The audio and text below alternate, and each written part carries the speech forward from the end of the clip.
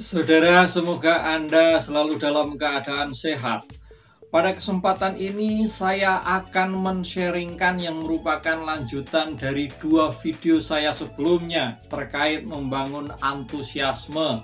Pada waktu itu, saya men-sharingkan 5B dan salah satu B itu adalah bersyukur.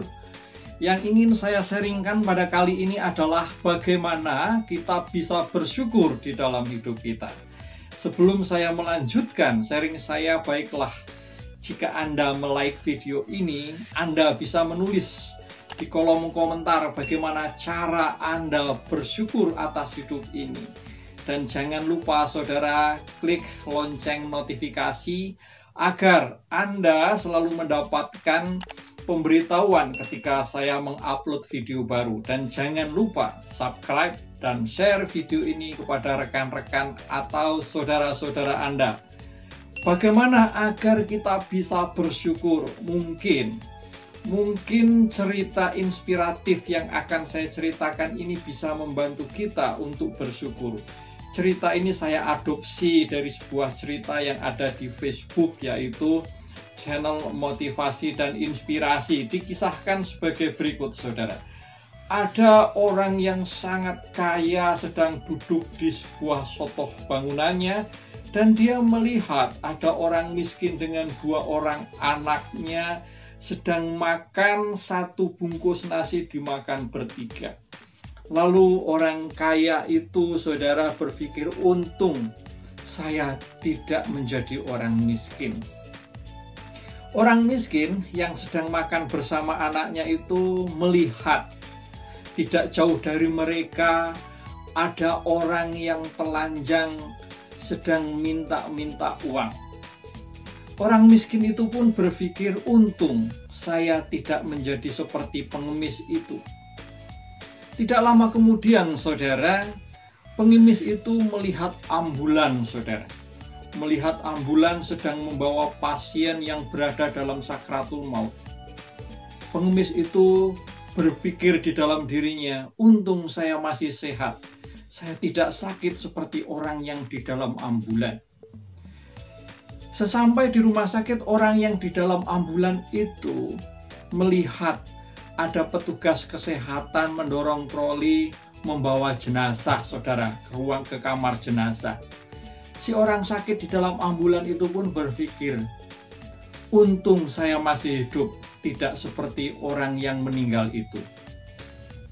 Saudara, di antara yang saya ceritakan itu, siapa yang tidak bisa bersyukur? Yang tidak bisa bersyukur adalah orang yang di atas troli dibawa ke kamar jenazah. Artinya apa? Artinya orang yang tidak bersyukur itu adalah orang yang mati. Hanya orang yang sudah meninggal, orang yang tidak bersyukur. Nah, kalau begitu ketika kita tidak bisa bersyukur, sesungguhnya dalam arti tertentu kita sama seperti orang yang meninggal.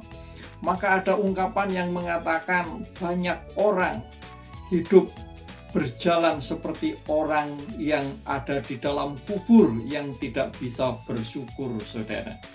Lalu pertanyaannya adalah bagaimana agar kita bisa bersyukur? Pertama, kita harus mencari di dalam hidup kita berkat yang kita terima yang layak kita syukuri.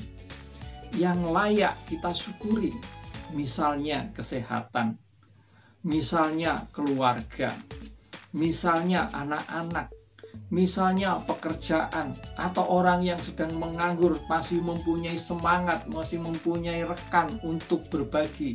Syukurilah. Tidak ada di dalam hidup kita hal yang tidak bisa kita syukuri.